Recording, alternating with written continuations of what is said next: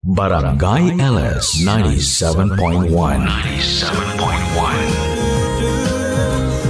Tayo ay forever. Forever! Forever. Forever! Dear Papa Dudut, magandang araw po. Ako po si Romel, 19 years old at nagtatrabaho bilang crew sa isang fast food chain, isang working student, at kasalukuyang nakatira sa Malabon City. Kakalipat ko lang din po sa Maynila, mga 2 taon pa lamang ang nakakaraan. Nag-iisang anak lamang po ako at lumaki po ako sa Nueva Ecija, kasama ang nanay kong si Letty. Si nanay naman po ay tubong Cebu, pero tumakas po siya sa kanila noong siya ay 16 years old pa lamang. Nagpa-Maynila at hindi na bumalik pa sa kanila. Kaya naman po nang ako ay lumaki ay hindi ko na rin nakilala ang iba pa naming mga kamag-anak. Ang tanging naging pamilya ko lamang po ay ang nanay ko. At kahit pa naging mahirap ang buhay namin sa Nueva Ecija ni nanay, dahil siya lang po ang nagtataguyod sa akin at hindi ko na rin nakilala ang aking ama, ay naging masaya naman po ang kabataan ko. Maraming beses ko na rin pong naitanong kay nanay kung sino nga po ba ang aking ama. Naalala ko po na iba't iba ang sagot niya. Noong ako'y bata pa lamang, ang naalala kong sinabi niya sa akin ay iniwan kami ng tatay ko noong ako ay maliit pa lamang at sumama sa kabit nito. Pero noong nasa elementary na ako at medyo nagkakaisip na ako, ang sabi naman ni nanay ay matagal na raw napatay ang tatay ko. Nang tanungin ko naman po siya noon kung alin ba sa dalawa ang totoo, ang palagi niyang sinasabi ay mali raw ang alaala ko. Patay na raw ang tatay ko at ni minsan ay hindi niya sinabi sa akin na ipinagpalit kami ng tatay ko sa iba. Pero kahit na ano pa man ang katotohanan, ang maliwanag sa akin ay may inililihim si nanay. At ramdam ko rin na masakit sa kanyang alalahanin kung ano man ang katotohanan na nangyari sa kanila ng tatay ko.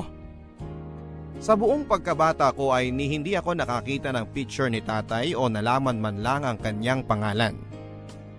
Pero dahil mabait at mabuting tao naman si nanay at naging maayos naman ang pagpapalaki niya sa akin ay hindi ko na rin naman naramdaman ang pagnanasa pa na alamin kung sino ang aking ama. Para sa akin, sapat na si nanay. Sa Nueva Ecija ay ang pagtitinda ni nanay sa kanyang maliit na naipundar na karinderya ang bumuhay sa amin. At dahil din sa karinderya na yon, ay naigapang naman po ako ni nanay sa aking elementarya at sa junior high school.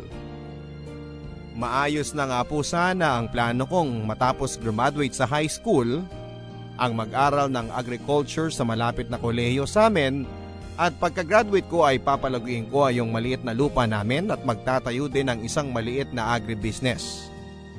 Pero ang lahat ng magagandang plano kong yon para sa akin at para kay nanay ay napunta lamang sa wala nang ma-diagnose si nanay ng kidney failure. Bukod kasi sa takot ni nanay sa doktor, ay takot din siya sa mga posibleng makitang sakit sa kanya. At kakailanganin niyang gumastos ng malaki para sa pagpapagamot. Ang sabi rin niya palagi ay mas gugustuhin daw niya na isang araw ay gulatin na lang siya ng tadhana. At mamatay na lang siya bigla para hindi na siya maghirap at para hindi ko na alalahanin pa ang pag-aalaga at pagpapagamot sa kanya sa ospital. At gano'n na nga po ang nangyari, Papa Dudut. Sa katunayan, kung hindi ko pa siya mismo naabutan na nagdidiliryo dahil sa sakit ng kanyang tiyan, at kung hindi ko siya tinakbo sa ospital ay hindi siya makakatapak sa ospital. At sa kasamaang palad na nga po, ay malala na ang kanyang sakit nang nakita ito ng mga doktor. Nang malaman ko po ang sitwasyon ni nanay ay nagmakaawa ako sa doktor na kung ano ang pwede pa naming magawa para maisalba ang buhay niya. Willing na nga po sana ako na i-donate ang isa ko pang kidney kay nanay, pero minor de edad pa ako at hindi pumayag si nanay. Ang sabi niya ay sayang lang daw ang kidney ko kung ibibigay ko lang sa kanya na ilang dekada na lang ang nalalabi sa mundo. Bukod pa dito ay mahihirapan na raw ako na mabuhay ng normal oras na tanggalan ako ng kidney. Mahirap po sa akin papadudot pero wala na rin po akong nagawa kundi ang damayan si nanay. At gawing komportable ang pakiramdam niya sa mga huling araw niya dito sa mundo. Nay, pumayag na po kasi kayo na ibigay ko ang isa kong kidney sa inyo. Kaya ko pa naman po eh. Romel, huwag kang makulit. Sinabi na ngang hindi na eh. Eh di, maghihintay na lang po tayo ng donor. Romel, anak, wag na. Bukod sa mahalang magagastos, hindi ko na yun mahihintay. Nay, huwag naman po kayong magsalita ng ganyan. Lakasan niyo po yung loob ninyo. Romel, anak, pabayaan mo na akong magpahinga. Nay, nakakainis naman po kayo eh. Hindi ko naman po kayo kayang pabayaan na lang ng ganyan. Hindi ko kayo kayang makitang nahihirapan kayo tapos ako walang magawa. Makinig ka, anak, ha? Maski ang mga doktor, wala nang kumpiyansa na kakayanin ko o may maitutulong pa sa akin ang kidney transplant. Nay, parang awa niyo na. Lakasan niyo po yung loob ninyo. Hindi ko po kayang mawala kayo, Nay. Romel, 16 anyos ako nung tumakas ako sa Cebu para pumunta ng Maynila at mabigyan ng sarili ko ng mas magandang buhay. 17 anyos ka na ngayon. Mas matanda ka na sa akin nung nagsarili ako. Kung kinaya ko, mas kakayanin mo.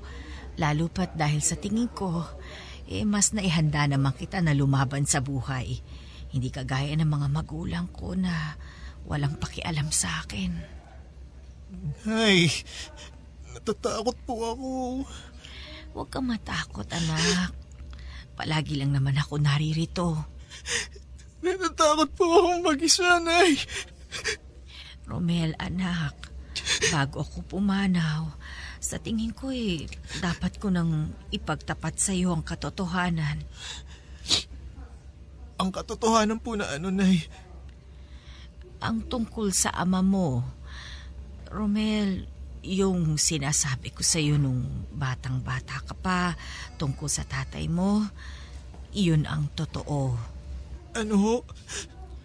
Buhay pa ang tatay mo. Ramon ang pangalan niya. At totoo na iniwan niya tayo at ipinagpalit sa iba. Kung gusto mo siyang puntahan, nasa Maynila siya. Matatagpuan mo yung address niya sa Maynila kasama ng ibang mga papeles na nakatago sa disusi kong kabinet. Naroon din ang birth certificate mo. Nay, ayoko siyang puntahan. Ikaw ang kailangan ko, Nay.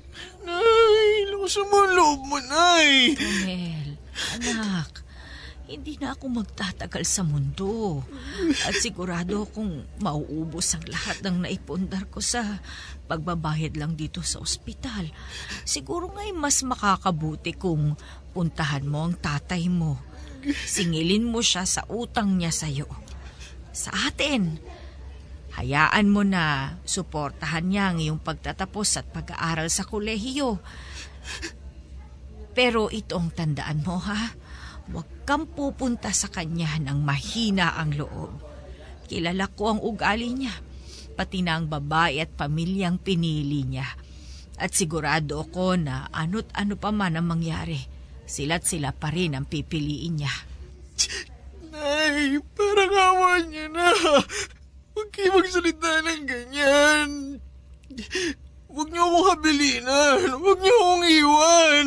Anak, Itinago ko sa iyong tungkol sa iyong ama sa loob ng napakahabang panahon dahil galit ako sa kanya. At isinumpa ko sa sarili ko na habang kaya ko, hindi ako lalapit at hihingi ng tulong sa kanya. Itataguyod kita ng mag-isa. Pero dahil mawawala na ako, siya na lang ang natatanging paraan para makamit mo ang mga pangarap mo. Nay! Please, parang awa niyo na. Huwag kayo magsalita ng ganyan. Gagaling pa kayo, Nay. Lakasan niyo lang ang loob ninyo. Ayos na ako, Romel. Papagpahingahin mo na ako, ha? Anak, naging mahirap man at mapait ang tadhana sa akin. Sulit naman ang maikling panahon na nanalagi ako sa mundo dahil naging anak kita at nakasama kita sa huling mga taon ng buhay ko.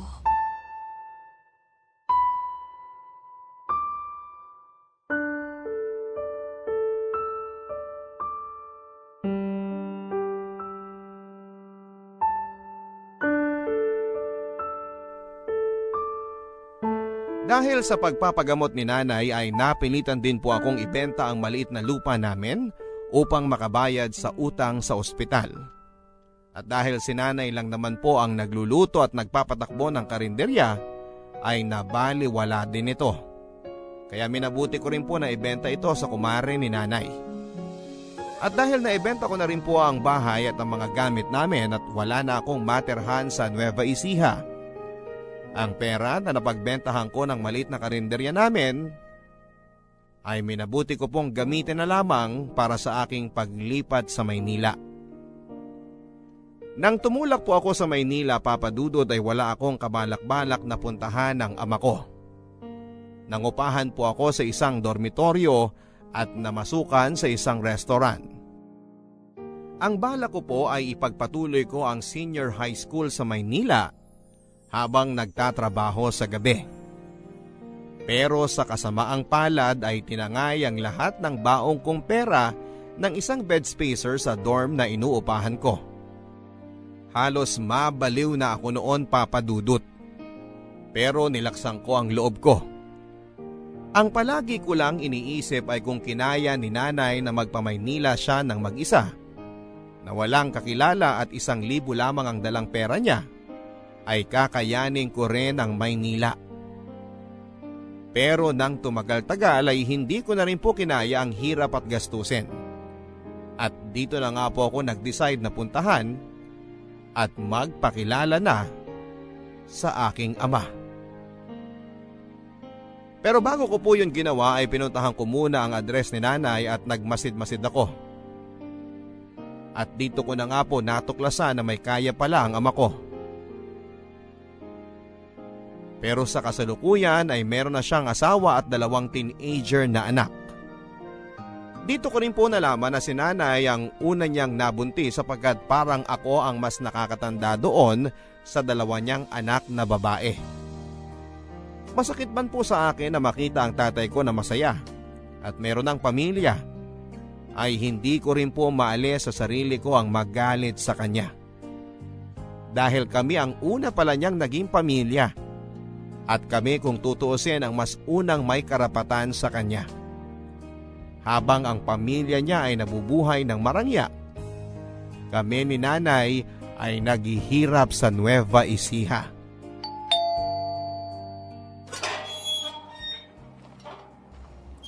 Ano yon? Magandang umaga po. Nandyan po ba si Sir Ramon? Sino ka? Rom po. Rom? Ano naman ang kailangan mo kay Sir? Gusto ko lang po sana siyang makausap. Tungkol saan? Tungkol po sa trabaho po. Anong trabaho? Mag-a-apply po sana ako sa kanya. Mag-apply na ano? Yaya, pakilinis nga. Nagpupuli si Hachiko. Hi, sino ka? Ako si Rom. Gusto ko lang makausap si Sir Ramon. Ganun ba? Daddy, may naghahanap sa'yo! Yes, Leslie. Sino yan? Sir Ramon?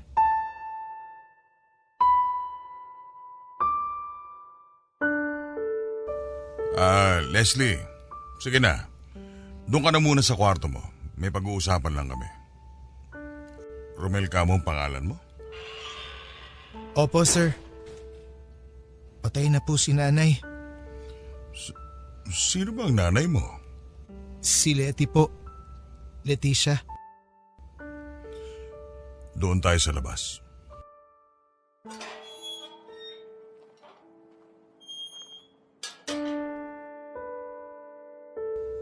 Bakit ka andito? Anong kailangan mo? Anak niyo po ako. Hindi ko alam ang sinasabi mo. Umalis ka na. Ano ho? Umalis ka na! Hindi kita kilala!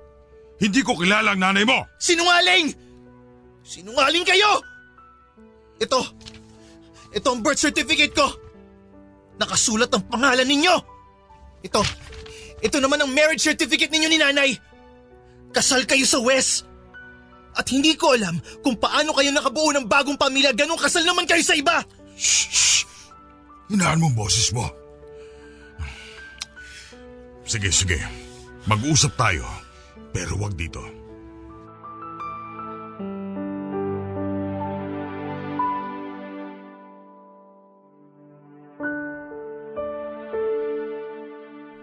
Nag-usap kami ni tatay ng pribado sa isang coffee shop ng hapon na yon, Papa Dudut. At sa pag-uusap na yon ay medyo nakuha ko na may kabulastugang ginawa si tatay. Sa aking pagtatanong sa kanya ay doon ko po napagtanto na mukhang pineke ni Itay ang papeles niya, kaya sila nakapagpakasal ng kasalukuyan niyang asawa na si Marjorie. At sigurado akong oras na makalabas ang katotohanan na kasal siya kay nanay ay mapapawalang bisa din ang kasal nila ng kasalukuyan niyang asawa. Sa halip na magkaroon ako ng lukso ng dugo at amor sa aking ama, ay kabaliktaran pa ang naramdaman ko sa una naming pagkikita, Papa Dudut. Napuno lamang po ako ng awa para sa akin at para sa aking ina. Doon ko po naunawaan ang sinabi ni nanay noong bago siya mamatay na alam niyang ano't ano pa man ang mangyari ay pipiliin ng tatay ko ang iba niyang pamilya. At ang masaklap noon ay hindi dahil sa mas mahal niya ang kasalukuyan niyang pamilya, kundi dahil makasarili siya at duwag siya. Duwag siya na harapin ang kanyang mga problema, kagaya ng pagkaduwag niya na panindigan kami ni nanay. At nalungkot din po ako para sa sarili ko, Papa Dudut. Kahit na alam kong marami akong nakuha at minana kay nanay sa itsura, sa ugali at mga prinsipyo sa buhay, ay alam kong anak pa rin ako ng aking ama. Nananalaytay pa rin sa akin ang dugo niya. At pakiramdam ko, ang naman ako sa kanya ay ang pagiging mahina ang loob at duwag. At kung hindi nga lang po siguro ako napalaki ng maayos, ng mabuti ni nanay, ay maaari sigurong mas naging matatakotin pa ako at mahina ang loob.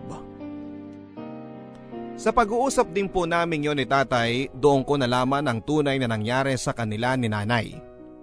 Nang nagpamaynila pala si nanay ay namasukan po siya bilang isang kasambahay at isa na nga po sa mga napasukan niya at naging amo ay ang mga magulang ni tatay. 21 years old lamang si nanay nang namasukan siyang kasambahay sa bahay ni tatay. At 24 naman si tatay noong una silang nagkakilala. Nag-iisang anak lang din po si tatay, Papa Dudut, kaya naman ang taas ng expectation sa kanya ng mga magulang niya. Pero dahil hindi naman siya ganon katalino at kadalasang bagsak-bagsakan sa eskwela, at sa edad na 24 ay hindi pa rin siya nakagraduate sa college. At dahil lalaki po siya at walang masabihan ng mga problema sa mga kaibigan niya, ang naging di sinasadyang tagapakinig niya ay si nanay. Dahil po sa mga pag-uusap nila at sa paglabas-labas ng mga problema sa buhay ni tatay kay nanay, ay naging magkaibigan sila. Pero dahil nga po katulong lamang si nanay sa kanila, ay itinago nila ang kanilang relasyon.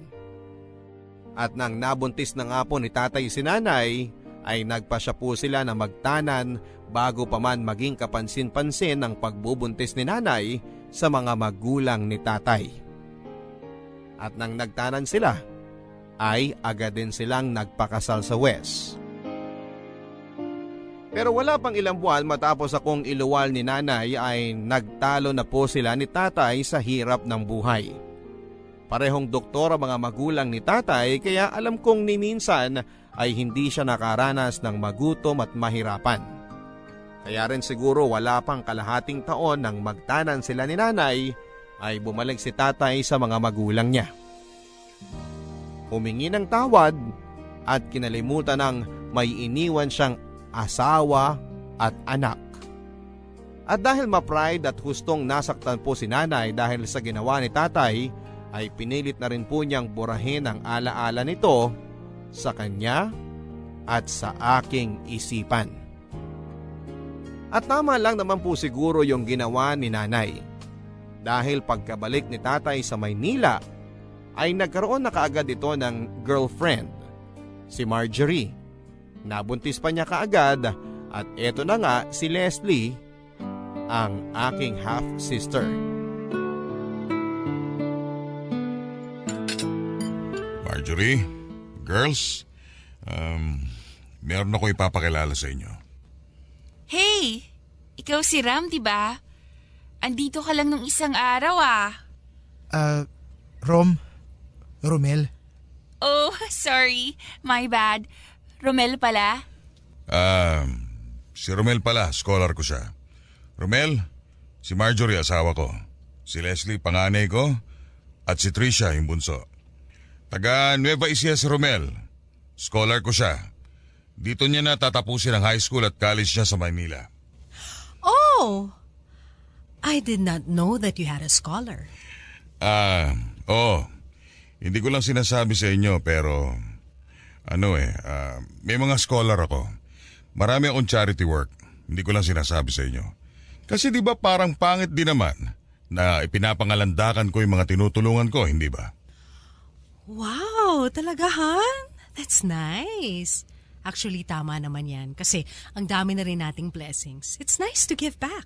So bali pinapakilala ko siya sa inyo kasi dito ko na muna siya sa atin patitirahin. Since habang lumalaki itong sina Leslie, nagkakaagawan na tayo ng driver. Naisip ko na kapag may mga lakad sina Leslie at si Manong ang nagmamaneho, si Rom na munang re-relyebo. I see. Romel, okay naman ba sa mga magulang mo na nagtatrabaho ka? Tapos nandito ka sa Maynila? Mga magulang ho? Wala na po akong mga magulang. Oh my! Anong ibig mong sabihin? Kamamatay lang po ni nanay. Mga ilang buwan pa lang po ang nakakalipas. I'm sorry to hear that. And your father? Wala po siya. Hindi ko na po siya nakilala. Oh, ay. Ang dami talaga mga irresponsableng lalaki sa mundo. Now I understand, Han, kung bakit gusto mo nga siyang kupkupin. Kawawa naman ang bata, ulila na pala. Thank you. So Romel, sige. Dali mo na muna yung mga gamit mo sa driver's quarters. Pasensya ka na ha, kung magsishare kayo ni Manong doon. Pero minsan naman hindi siya nag-i-stay in so may privacy ka pa rin kahit papano. Maraming salamat po, sir. Maraming salamat po, Ma'am Marjorie. Nice to meet you, Romel. Nice to meet you din, Leslie. Romel, meron pala akong lakad mamaya with my friends. Pwede mo ba akong ipag-drive? Pwede ka namang ipag-drive ni Manong. Hindi naman matutuloy ang lakad namin mamaya. Si Romel na lang. I mean, Manong so old kasi Minsan ginagabi kami sa labas ng friends ko, tapos inaantok na si Manong habang nagde-drive. It's so scary. Okay lang ba sa'yo, Romel? Okay lang po, sir. Sa totoo lang, Papa Dudut, ay naging palaisipan din po sa akin kung bakit pinili ni tatay na patirahin ako sa bahay niya kesa sa ikuha ko ng dormitoryo at ilihim ako sa kanyang pamilya. Naisip ko na baka po nanghihinayang siya sa dagdag na gasto sa pangungupahan sa titirhan ko. Naisip ko rin po na baka naman paraan niya yon para palagi niyang nakikita ang mga kilos ko. Ang bawat hakbang ko para mas kontrolado niya ako sa mga sitwasyon. Pero hindi ko rin maikakaila na sumagi sa isipan ko na baka naman pinatira niya ako sa bahay niya dahil nangungulila siya sa akin bilang isang ama. Na baka dahil sa pag-uusap namin ay nanumbalik sa kanya ang mga alaala at pagmamahal niya kay nanay. Nabukal sa loob niya ang tulungan ako at makabawi sa mga pagkukulang niya sa amin ni nanay. At sa tingin ko po papadudot ay mas pinaniwalaan ko ang huling dahilang yon na sumagi sa isipan ko. Dahil naging madali po sa akin ang pumayag sa gusto ng tatay ko. Na kahit pinagpapanggap niya akong scholar lamang niya at balak niya pa akong gawing driver ng mga anak niya, mga half-sisters ko. At deep inside ay mahal niya ako. Pinaniwala ko ang sarili ko na yon lamang kasi ang tanging alam na paraan ni tatay para maipakita niya sa akin na mahalaga pa rin ako sa kanya. Sa kabila ng kanyang masalimuot na sitwasyon at sirkumstansya. Noong simulang mga linggo ay maayos naman ang naging karanasan ko sa bahay ni tatay. Naging maayos at magalang ang pakikitungo sa akin ng asawa niyang si Marjorie at ng mga half-sisters ko sa akin. Pero habang tumatagal ay mas nagiging komportable na sila sa akin. Ay unti-unti na rin nilang pinapakita ang tunay nilang mga anyo. Si Ma'am Marjorie ay napaka matapobre. Ang mga kapatid ko ay napakamaldita at maarte. At maski ang yaya nila at driver ay sinusungitan ako. Habang tumatagal ay mas pababa ng pababa ang pakikitungo nilang lahat sa akin. Habang tumatagal ay mas nararamdaman ko na nga na driver lamang ako at tagalabas ako. At maski sa sarili kong ama ay unti-unti ko na rin nararamdaman yon, na mas nagiging driver niya ako kesa sa sarili niyang anak.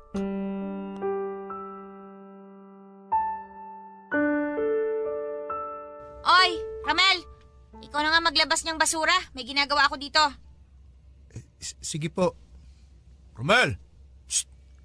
Birthday na kumpare ko mamayang gabi. Ikaw na muna maghatid kay Ma'am Marjorie. Naku, kuya, paano po kaya yan? May exam po ako bukas eh. Pabayaan mo na yung exam na yan.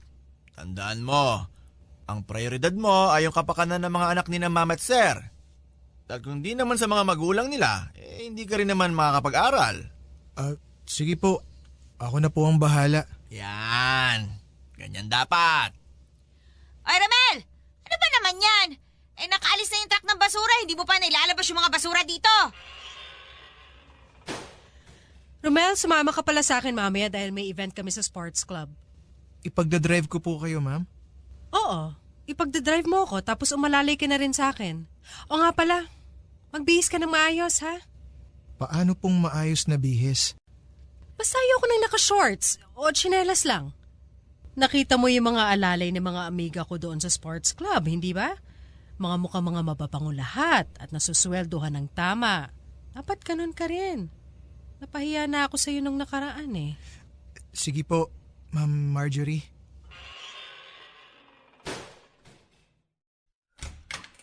Yaya! Ayaw na naman mag-flush ng toilet! Umapaw na naman! Hoy, Romel! Ikaw na nga umasikaso ng bradong kubeta! Sinubukan ko na po yung ayusin. Tubero na po ang dapat na tumingin doon. Wala nga tubero, Wes. So anong gagawin natin? Sino maglilinis doon? Ako pa rin ba ang sasalok ng mga dumi doon? Kita mo nga naghahanda ako ng pagkain at tanghalian natin. Ikaw na maghanap ng paraan para malinis yon dahil ikaw naman ang walang ginagawa.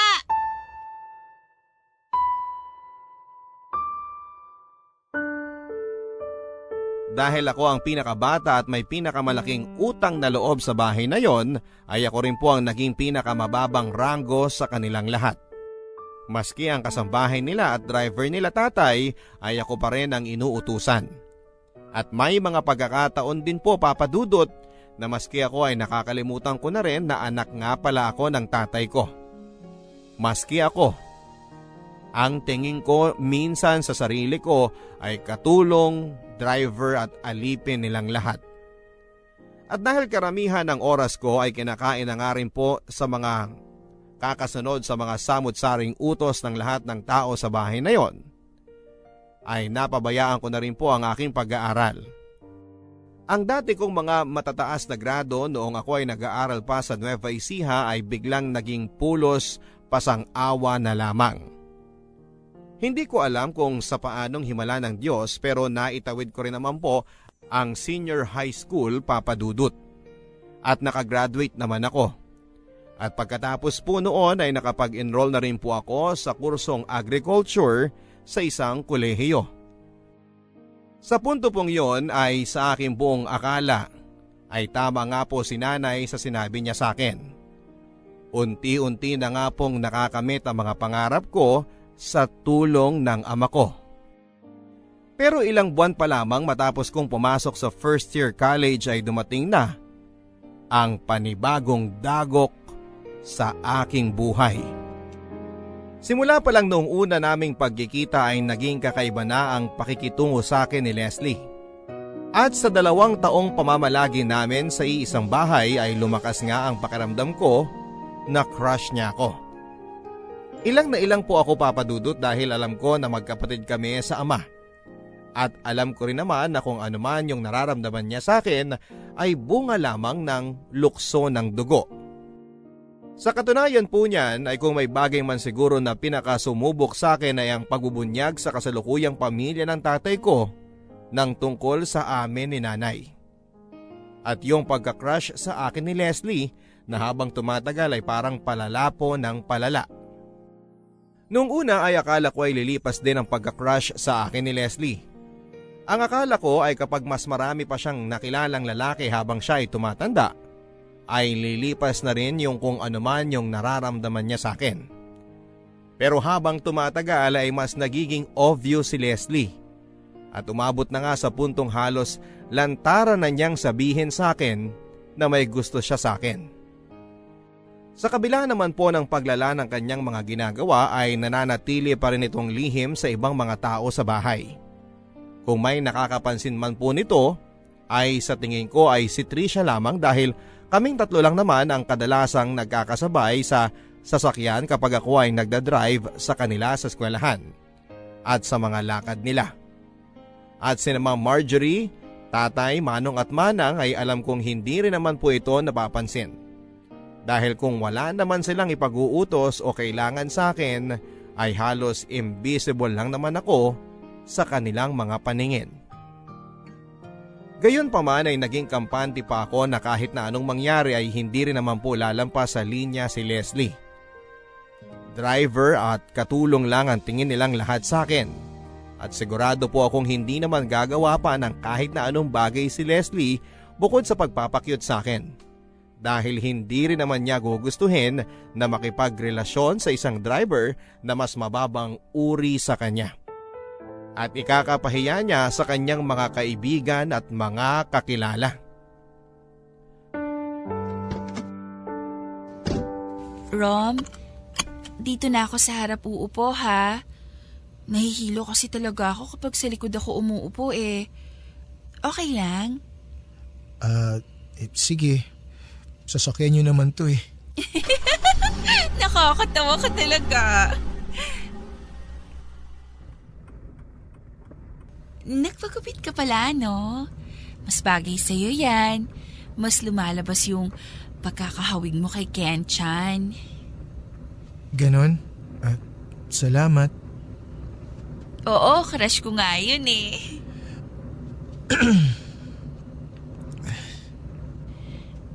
So, kumusta naman yung first week mo sa college, Rom? Okay naman. Masaya naman. Ay, ako rin magka-college na, 1 taon na lang.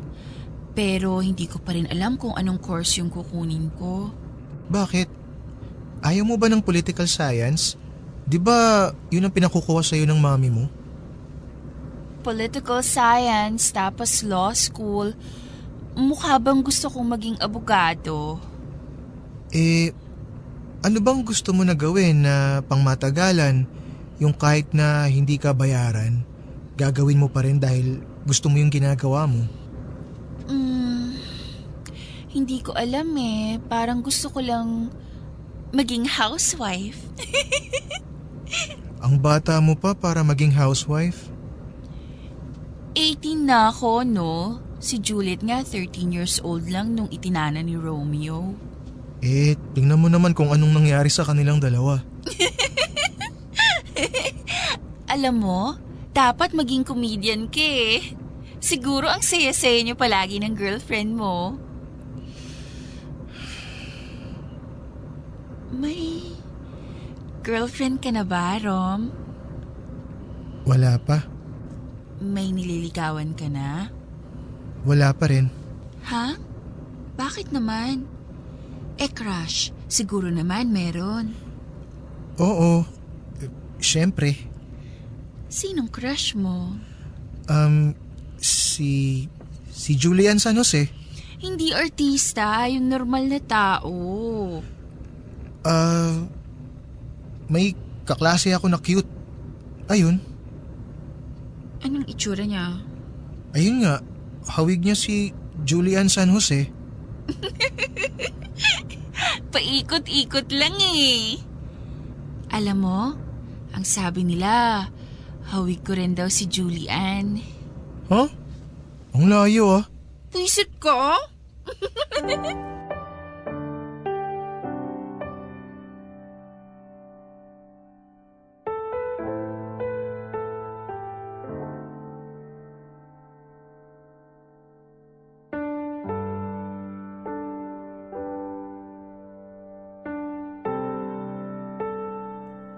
Noong pong mga panahong unang pasok ko sa kolehiyo ay naging mas lantaran si Leslie sa akin, Papa Dudut.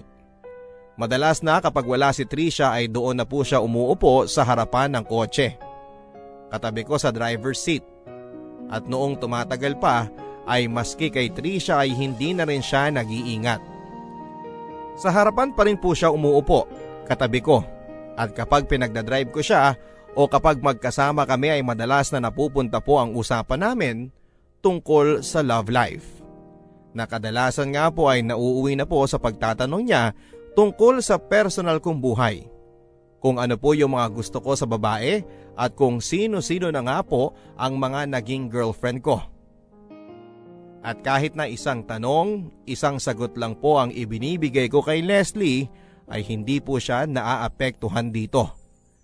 Patuloy lang siya sa pag-iimbestiga at pagtatanong sa mga personal na detalye sa buhay ko, Papa Dudut. At napapansin ko nga po na kung ano man ang impormasyon na ibigay ko sa kanya, halimbawa ay yung nabanggit ko sa pag-uusap namin na madasalin yung daddy kong GF sa Nueva Ecija, sa mga susunod na araw ay magiging ganun din siya. Naging biglang deboto na siya sa isang santo sa simbahan. At ang banggitin ko pa na gusto ko sa mga babae ay yung hindi masyadong nagmi-makeup ay pansin ko nang sa mga sumunod na araw ay binawasan na rin niya yung kadalasan niyang inilalagay na makeup. Pero simula po noon ay mas lalo akong kinabahan nang napapansin kong mas nagiging agresibo na si Leslie sa akin. Yung mga inosenteng tanong niya tungkol sa nakaraan ko, sa love life ko, sa mga tipo kong babae ay unti-unting nauwi sa mga tanong na sexual. Hirap na hirap po ako noon kung ano ang gagawin ko. At ilang na ilang kapag kinakambyo na po ni Leslie ang usapan noon. Kung tutuusin ay kating-kati na po ako sa kanyang sabihin na maghunos dili siya sa mga ginagawa at sinasabi niya dahil hindi niya lang alam ay magkapatid kami sa ama. At sa puntong yon ay naramdaman ko na rin po, Papa Dudut, bilang na mga araw nakakayanin kong manatili sa bahay na yon o nang hindi sinasabi sa kanya ang katotohanan. Isang araw ay hindi na po ko nakatiis at binala ko na sanang kausapin si tatay tungkol dito kahit na alam kong hindi magiging madali o komportable ang aming magiging pag-uusap. Pero sa kamalas-malasa naman ay naunahan ako ni Leslie. Oh, Leslie. Anong kailangan mo? Bakit may dala kang alak at baso? Nothing. Gusto ko lang makipag-inuman sana. Bakit hindi na lang tayo dun sa labas? Sige, tara. Dun tayo sa garden. Ayoko. At saka ano ka ba? Di nakita ni na mami na umiinom ako ng beer. Tapos ikaw pa yung kainuman ko. Ay, bakit mo ba gustong uminom? May problema ka ba? Oo Pero ito, inumin mo muna to. Hindi ako umiinom. Sinungaling ka, alam kong umiinom ka, Romel. Sige na. Gabi na, Leslie. Maaga pa ako bukas. Sige na, please. Isang beer lang, promise. Ay, sige na nga. Umupo ka naman. Mukha kang tanga dyan nakatayo sa sulok habang nakikipag-inuman sa akin. Ano ba kasing problema mo? Ganito kasi yun. May lalaki kasi. Gustong gusto ko. Pero ang problema, parang di naman niya ako gusto. Sus, wag mo masyadong dibdibin yun. Marami ka pang makikilala na lalaki sa buhay mo. Pero ayoko ng ibang lalaki. Ang gusto ko siya. Siya lang. Paano yun? Sinabi mo nga, hindi ka naman gusto.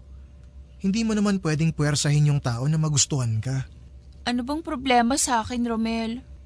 Pangit ba ako? Sexy naman ako, diba? Ang dami naman nagkaka-crush sa akin. Pero ewan ko pa sa lalaking to. May mga sandali pa na pakiramdam ko, pinandidirihan niya ako. Baka hindi ka lang talaga niya gusto, Leslie. Hayaan mo na. Bata ka pa naman. Marami ka pang makikilala. Pero ayoko nga sa iba, Romel. Hindi ba malinaw yun? Bata ka pa. Kung ano man ang nararamdaman mo para sa lalaki na yun, sigurado akong magbabago pa yun. Bakit ka ba ganito sa akin, Romel? Huh? Anong ibig mong sabihin? Romel, minsan hindi ko alam kung tanga ka o nagtatanga-tangahan Hindi ko maintindihan ang sinasabi mo. Hindi ba malinaw, Romel? Ikaw. Ikaw ang gusto ko. Ikaw lang. Leslie, lasing ka na. Bumalik ka na sa kwarto mo. Hindi. Hindi ako aalis dito hanggat hindi mo sa akin sinasabi kung bakit hindi mo ako gusto. Ano ka ba, Leslie? Anong gusto mong marinig sa akin? Pasensya ka na pero wala akong gusto sa'yo. Sige na, umalis ka na. Bumalik ka na sa kwarto mo. Hindi ako aalis dito hanggat hindi mo ako nagugustuhan. Ano ka ba naman, Leslie? Nasisiraan ka na ba ng bait? Leslie, wag! Umalis ka na! Umalis ka na, Leslie! Huwag mo akong ipagtulakan! Tandaan mo, Romel, pagsisisihan mo tong ginawa mo!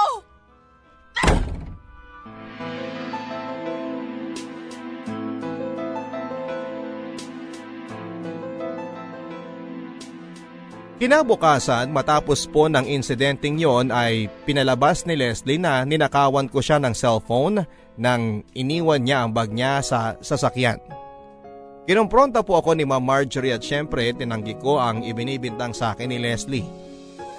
Pero dahil na rin po sa pagtanggi kong yon ay mas nagalit sa akin si Ma'am Marjorie dahil pinapalabas ko raw na sinungaling ang anak niya.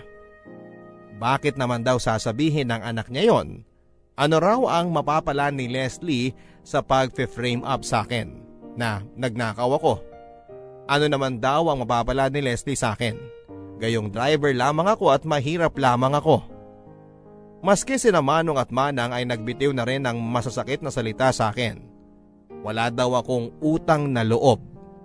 Matapos raw akong kupkupin ang mag-asawa at pag-aralin ay ganun pa raw ang igaganti ko sa kanila. Tanging si tatay lang po ang hindi agad naniwala sa ibinibintang ni Leslie. At matapos po akong kastiguhin ni Ma'am Marjorie ay kinausap ako ni tatay ng personal. Nahihirapan daw siyang paniwalaan na ninakaw ko ang cellphone ni Leslie. Ano daw ba ang tunay na nangyari? At nang sinabi ko po sa kanya ang ginawa ni Leslie noong nakaraang gabi ay hindi naging komportable ang pagtanggap dito ni tatay. Ang sabi po niya sa akin, Papa Dudut, Mas makakabuti pa siguro kung aalis ako sa poder nila. Ayaw daw niya ng gulo. At hindi daw niya maaaring pahintulutan na malaman ng asawa at ng mga anak niya ang tungkol sa amin ni nanay. Pero huwag daw ako mag-alala dahil kahit naman daw hindi ako titira sa kanila ay ipagpapatuloy pa rin niya ang pagsuporta sa akin hanggang sa makagraduate ako sa college. Naging masakit po sa akin ang desisyon ng tatay ko. Doon ko napagtanto na hindi ko lang pala inaamin sa sarili ko, pero sa 2 taon na ipinamalagi ko sa bahay ni tatay at sa kabila po ng pagtrato sa akin ng pamilya niya bilang isang katukatulong, driver at all-around alalay nila, ay umaasa po ako na mababago pa ang ihip ng hangin. Umaasa ako na magkakaroon ng lakas ng loob si tatay na aminin sa kanyang pamilya na anak niya ako.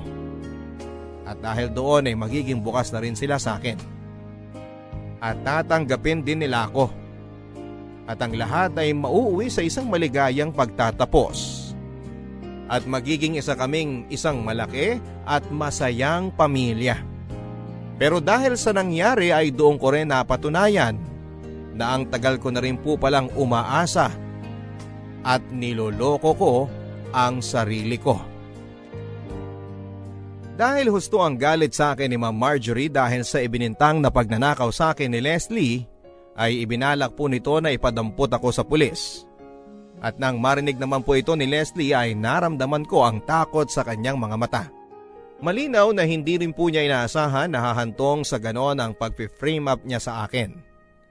Pero kahit na ganoon na nga ang nangyari ay nanahimik lamang siya. Pinabayaan niya lamang ang mga nangyayari. Kinausap ni tatay si Ma'am Marjorie at kinumbinsin niya na hindi ito magsampa ng kaso laban sa akin. Minura-mura pa niya ako kunwari sa harapan nilang lahat. At sinabi sa kanila na palalayasin na lamang daw niya ako. At mukha namang kinagat ni Ma'am Marjorie ang mga sinabi niyang yon.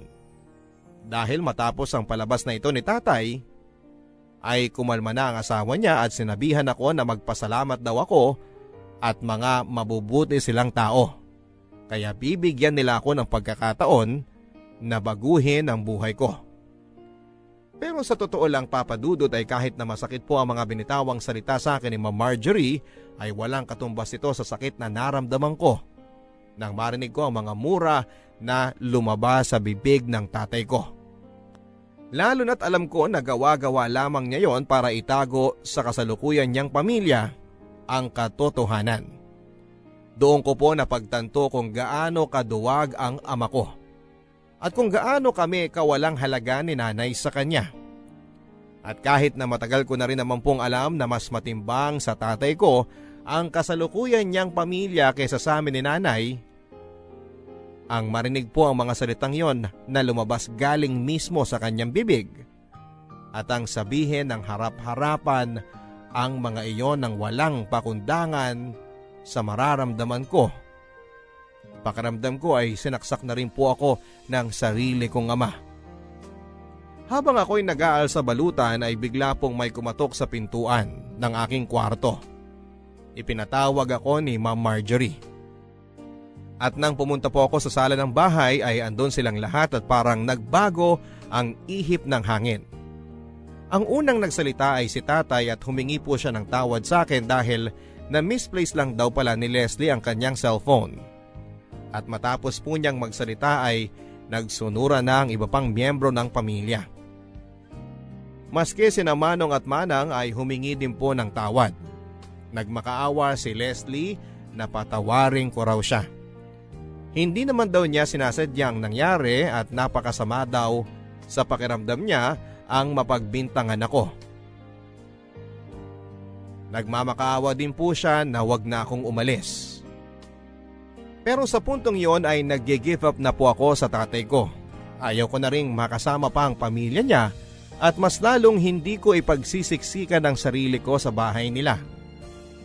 Nagpasalamat na lamang po ako sa kanilang lahat at sinabi na hindi ko na kailangan ng tulong nila. Bumalik na po ako sa kwarto para ipagpatuloy ang aking pag-iimpake. Pero wala pa pong 1 oras matapos ang pangyayaring yon, ay nakarinig ako ng katok sa aking kwarto. Ang akala ko po ay si tatay. Si Leslie pala.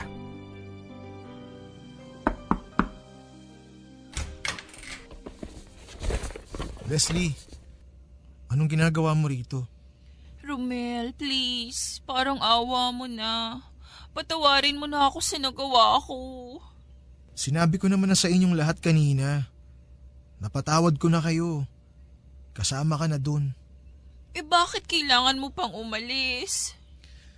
Leslie, matapos yung nangyari, hindi na ako pwedeng manatili dito. Bakit? Ganon na lang ba yung pandidiri mo sa akin? Ganon mo ba ako kaayaw na kailangan mong umalis pa? Leslie, basta. May dahilan ako. Romel, makinig ka. Alam ko naman eh. Gusto mo rin ako. Ano? At paano mo naman naisip yan?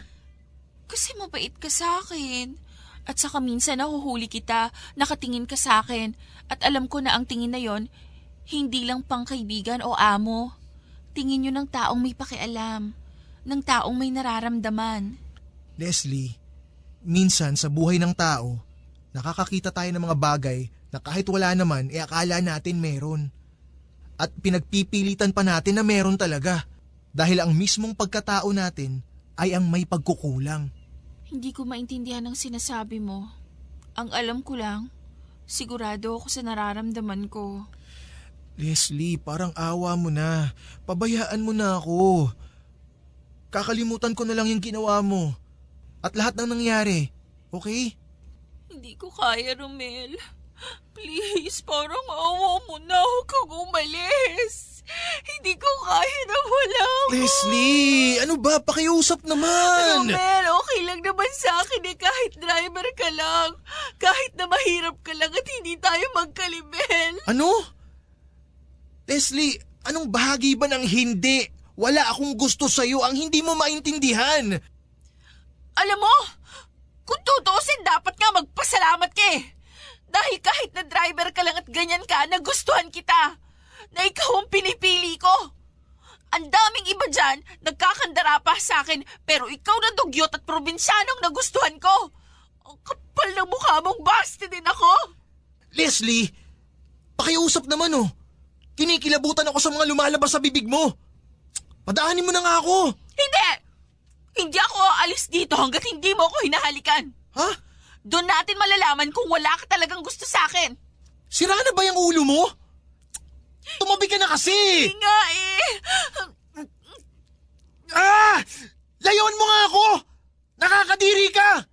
Leslie, magkapatid tayo! Ano? Leslie, magkapatid tayo sa ama. Kuya mo ko. Anak ako ni Leticia. Ang dating katulong ng lolo at lola mo. Ano? Ano yung sinasabi mo? Nagsisinungaling ka. Sasabihin mo talaga kahit na ano para maipagtabuyan lang ako, no? Leslie, nagsasabi ako ng totoo. Magkapatid tayong dalawa. Kasal ang tatay mo sa nanay ko. Hindi yan totoo! Hindi yan totoo! Ito ang marriage certificate ng nanay ko at ng tatay natin. Hindi! Hindi ito totoo! Leslie, kahit punitin mo pa yan, marami akong kopya niyan. May kopya rin ng gobyerno. Hindi na mababago ang nakaraan. Leslie, yung nararamdaman mo sa akin, hindi yan romantic love. Lukso ng dugo yan.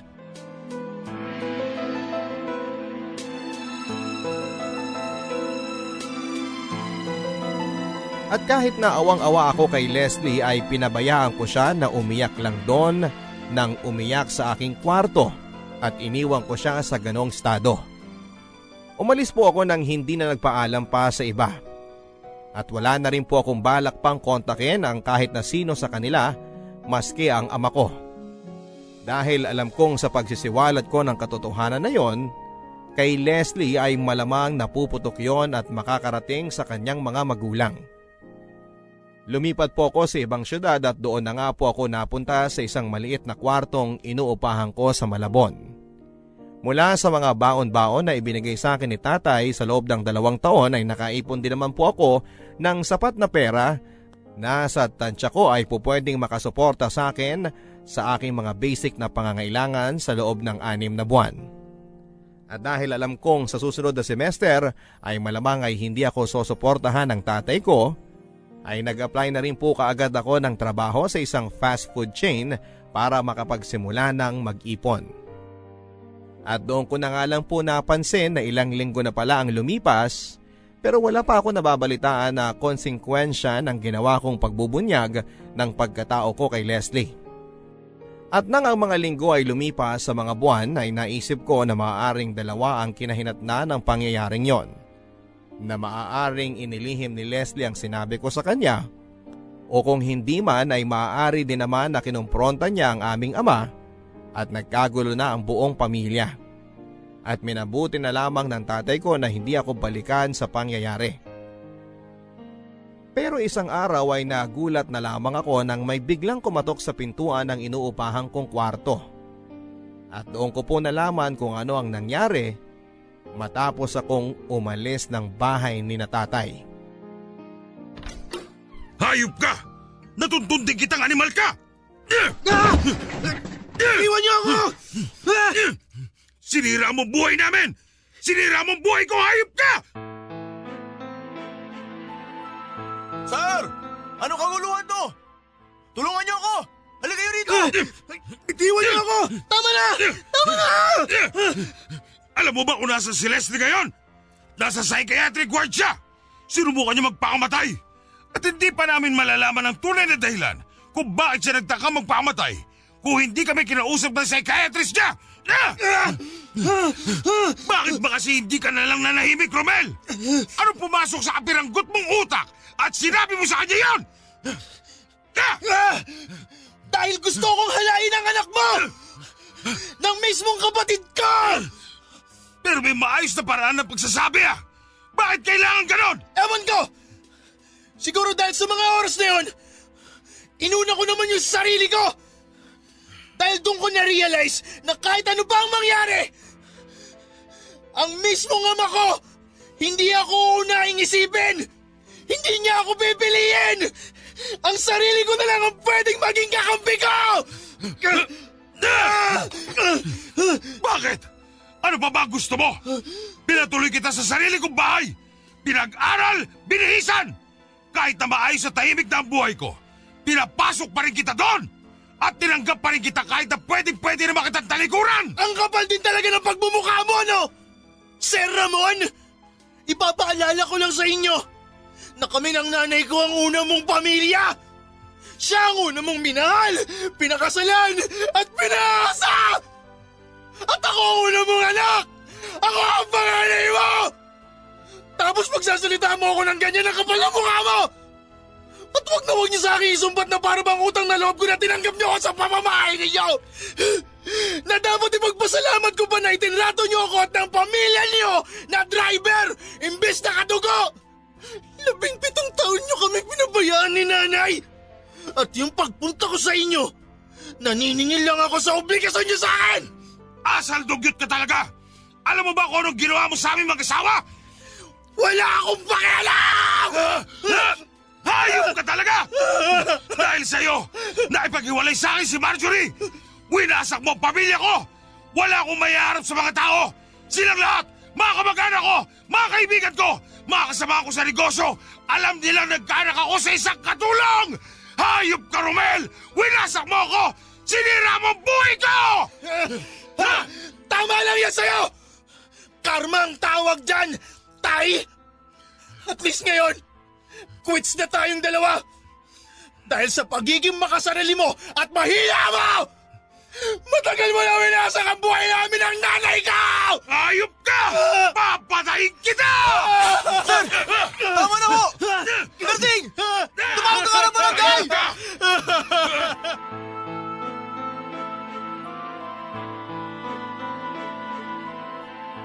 Dinala po kami ni tatay sa barangay Papadudut. At para din po sa aking sariling kaligtasan ay nagpa-medico legal ako at ipinablatter ko siya. Sa punto pong yun ay alam kong wala nang bawian o pag-aayos na mangyayari sa amin ng tatay ko. Sa puntong yon ay tinuldukan ko na rin po ang relasyon naming mag-ama. At kahit na bugbog sarado ako, kahit na hindi ako nanlaban at ganon ang inabot ko sa kamay ng aking sariling ama at ng pamilya niya, pakiramdam ko ay nanalo na rin ako. Naiganti ko si nanay at nakabawi na ako sa lahat ng atraso ng tadhana sa amin. Ang sabi po sa akin ay dapat ay nakulong din daw po ang tatay ko at malamang ay binayaran niya rin ang kanyang kalayaan. Pero ang sa akin, Papa Dudut, sige, okay lang kung nakalaya siya. Okay lang kung ang lahat ay kaya niyang bilhin ng pera. At okay lang din kung isa mang araw ay balikan niya ako, gantihan o ipapatay dahil sa pagkabaliw niya.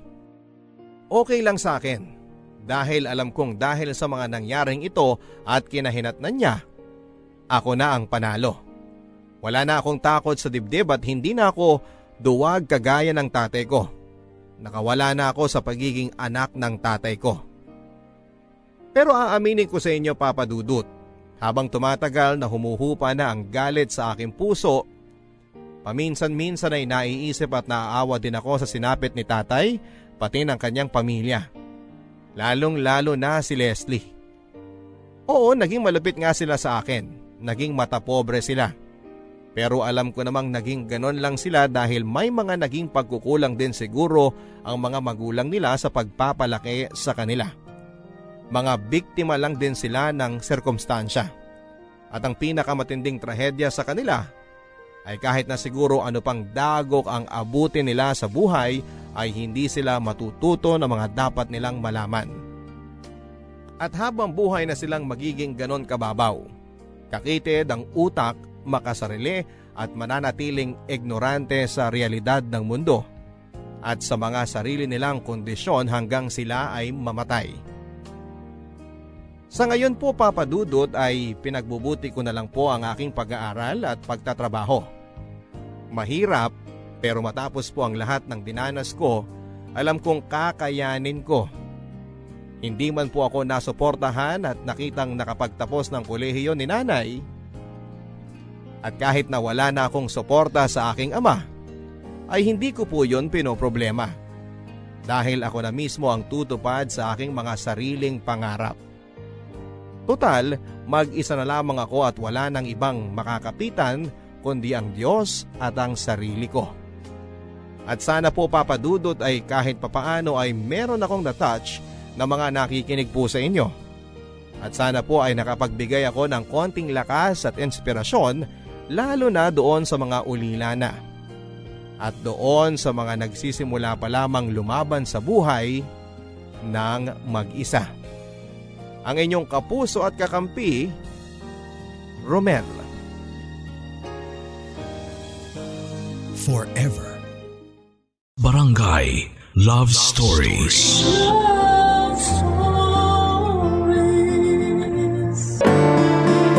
Walang katumbas na halaga ang pagkakaroon ng buo at masayang pamilya.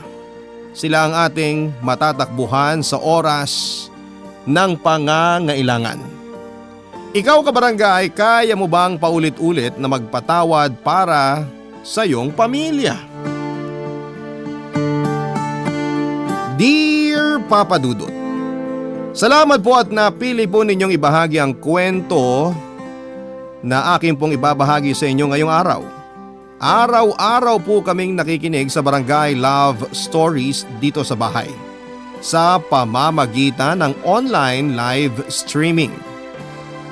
Ako po si Ara, 25 years old, panganay sa dalawang magkapatid at breadwinner ng pamilya. Ako po ay half Japanese pero hindi ko nakilala kailanman kung sino ang tatay ko. Putok lang kasi ako sa buho. Nagtatrabaho noon bilang entertainer ang mama ko na si Telma sa Japan at nabuntis siya ng isa sa kanyang mga customer. Dalaga pa si mama noon, Papa Dudut. At dahil sexy pa ay bentang-benta siya sa mga parokyano noong club na pinapasukan niya. Maski siya ay hindi rin malaman kung sino sa mga customers niya ang nakabuntis sa kanya. kaya hindi na niya ito hinana pa. Sa takot na baka kung saan siya pulutin doon sa Japan ay agad siyang umuwi ng Pilipinas noong malaman niyang ipinagbubuntis niya ako. Pagkapanganak sa akin ni Mama ay nagtrabaho naman siya bilang waitress sa isang bar dito sa Pampanga. Doon niya nakilala si Pido. At matapos lang ang isang taon ng kanilang pagsasama ay pinanganak naman ang kapatid kong si Irene. Pero parang wala talagang swerte sa lalaki si Mama dahil hindi rin sila nagtagal ni Pido. May asawa raw pala kasi ito sa Zambales. Aaminin ko, Papa Dudut, noon pa man, matindi talaga ang inggit ko sa kapatid ko. Bata pa lang kami, si Irene na ang laging nabibigyan, napapansin at napupuri ni Mama. Siya rin ang laging ibinibida sa mga kamag-anak. Palibhasa bunso, prinsesa rin sa bahay ang kapatid ko. Hindi man lang mautusan. Naiinis lang ako kasi kahit noong lumaki na kami ay siya pa rin ang pinapaboran lagi ni Mama. Tuwing nagtatalo kami ni Irene, kahit siya naman talaga ang mali ay siya pa rin ang mas kinakampihan.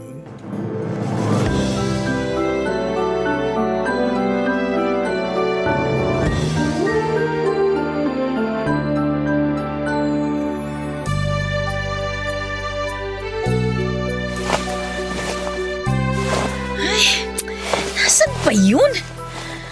Buisit! Kanina pa ako naghahanap ah. Irene! Halika nga dito! Kinuha mo ba yung t-shirt kong puti? Nasaan na ba yun? Kung kailan ko kailangan tsaka pa nawawala. Ano yan ate? Tinawag mo ba ako? Kinuha mo ba yung t-shirt kong puti? Oo ate. Pasensya na, naisuot ko kahapon. Maghanap ka na lang ng iba dyan, marami ka namang damit eh. Ako pa talaga mag-a-adjust ngayon? Bakit kasi hindi ka muna magpaalam kung may kukunin kang gamit dito sa aparador ko? Hindi porke hati tayo sa kwarto, hati na rin tayo sa lahat ng gamit ko. Para t-shirt lang, ang dami mo nang sinabi. Teka, kukunin ko sa labahan.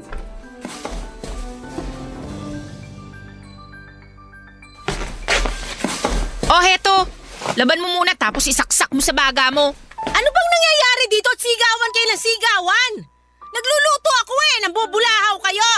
Eto kutsilyo, magsaksakan na lang kayo. Si ate po kasi may. Ang aga-aga, galit na naman. Paano ba naman kasi yung si Irene, Ma? Kinuha na naman yung damit ko nang walang paalam. Pangilang beses na to nakakabwisit na. Magsitigil na kayo! Ikaw Ara, panganay ka pa naman. Hindi ka maging mapagbigay sa nakababata mong kapatid. Damit lang yan, Sus Mariosep, pinalalaki mo pa? Ma, ang issue ko dito, yung kinukuha niya yung gamit ko nang walang paalam. Sarili kong gamit na hindi niya kagad binabalik kung hindi ko pa hahanapin. Paano yan ngayon, Ma? Kailangan ko yung damit na yun. Nakaschedule na yun ang isusuot ko. Ako mismo nagsabi kay Irene kahapon na gamitin na lang niya yung t-shirt mo. Nakalimutan ko siyang bilan ng puting t-shirt para sa PE class nila O ngayon alam mo na, may reklamo ka pa ba? Sinabi niyo na ipang PE lang niya yung t-shirt kong yun? Ma naman! Pangalis ko yun At saka bakit ho kayo ang nagdedesisyon? Imbis na sabihan niyo magpaalam muna sa akin, kayo pa po palang nagtuturo dito kay Irene na maging pakialamera ng gamit. Kaya ganyan yan Kasi alam niyang hindi niyo siya pagagalitan. Huwag mo nga akong turuan kung anong gagawin ko kay Irene! Ano bang alam mo sa pagpapalaki ng anak? Wala! Kung meron akong hindi naturuan ng tama dito, baka ikaw yon. Kaya sarili mong kapatid, pinagdadamutan mo. O diba? Ako na naman ang mali. Ako nang naargabyado, ako pa ngayon ang madamot. Ayos Kaya eto na nga yung pinagdadamot mong t-shirt. Saksak mo sa baga mo para hindi ka putak ng putak dyan. Anong gagawin ko dito? Amoy pawis na, ang dumi pa. Paano ko to masusuot? Sige nga. Maghanap ka na lang kasi ng iba, Ara. Marami ka namang damit dyan. Akin na yung t-shirt, lalabang ko para matahimik ka na. Umalis ka na nga. Pumasok ka na sa trabaho para hindi yung ang aga-aga naririndi kami ni Mama sa'yo. Mas tahimik dito sa bahay kapag wala ka. Walang reklamador na pangit. Kung pangit ako, mas pangit ka. Pangit na nga ng mukha mo, pangit pa ng ugali mo. Kapal nito. Kaalis na nga. Papa Dudut, nagtatrabaho ako bilang isang customer service representative sa isang BPO company dito sa Clark, Pampanga. Sa totoo lang, Papa Dudut, dahil sa nature ng trabaho ko ay na-encounter ko na siguro ang lahat ng klase ng tao. May mabait, may masungit at meron ding nuknukan ng sama ng ugali. Yung tipong sa sama ng ugali nila ay si Satanas na ang mahihiya sa kanila. Pero sa dami ng taong nakakasalumuha ko araw-araw, sa sarili ko pang pamilya ko pinaka nahihirapang makisama. Nakatapos po ako ng mass communication at pangarap kong maging newscaster sa radyo o sa TV. Pero dahil nahirapan akong makapasok sa larangan na gusto ko ay minabuti ko na munang pasukin ang mundo ng call center kung saan ako mabilis nakikita ng desenteng pera. Simula kasi noong nakagraduate ako ay huminto na sa pagwe-waitress si Mama. Tapos na raw kasi ang obligasyon niyang buhayin kaming magkapatid. Lalo pa kung kaya ko naman na magtrabaho. Nang mga panahon na yon ay madalas ay nasa bahay lang si Mama. Paminsan-minsan ay pumupunta siya sa San Fernando para kumustahin ang lola ko. Mag-isa na lamang kasing nakatira si Lola doon, kasamang alaga niyang aso. Maliit lang ang lupain na yon ni Lola na naipamana sa kanya ng mga magulang niya. Mas gusto niyang doon tumira kesa sumama sa amin dahil hindi niya maiwan ang bahay na ipinatayo nila ni Lolo noong nabubuhay pa ito. Sa awa ng Diyos ay malakas pa si Lola at wala ring iniindang matinding sakit. Nakakalungkot lang dahil nung panahon na yon, sa 8 anak ni Lola ay si Mama na lang ata ang nakakaalalang bumisita man lang sa kanya. Dahil nga ako lang ang may trabaho sa amin ay ako ang sumasagot sa lahat ng mga bayarin.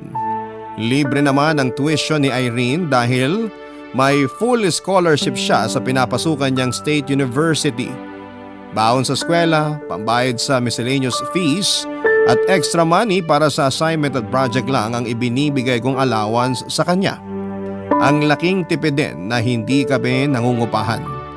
Naipundar ni Mama ang bahay namin ng mga panahong nasa Japan pa siya. Kaya bukod sa mga kailangan ni Irene para sa pag-aaral niya, bills at pamalengke na lamang ang iniintindi ko. Sa totoo lang, Papa Dudut, kasyang-kasya naman ang kinikita ko para sa aming lahat. Hindi lang talaga ako nakakaipon para sa sarili ko. Wala na kasing natitirang extra sa sahod ko dahil madalas din akong mahiritan ni Mama at ni Irene na kumain sa labas o mamasyal. Mula rin noong naging taong bahay na lamang si Mama ay nawiwili siyang mag-online shopping. Wala namang kaso sa akin yon. Masaya nga ako na naaasahan ako ng pamilya ko. Ang gusto ko rin naman na gawin ang mga bagay na yon, pero minsan ay parang nakakapagod din pala yung trabaho ka ng trabaho pero wala kang naipupundar para sa sarili mo.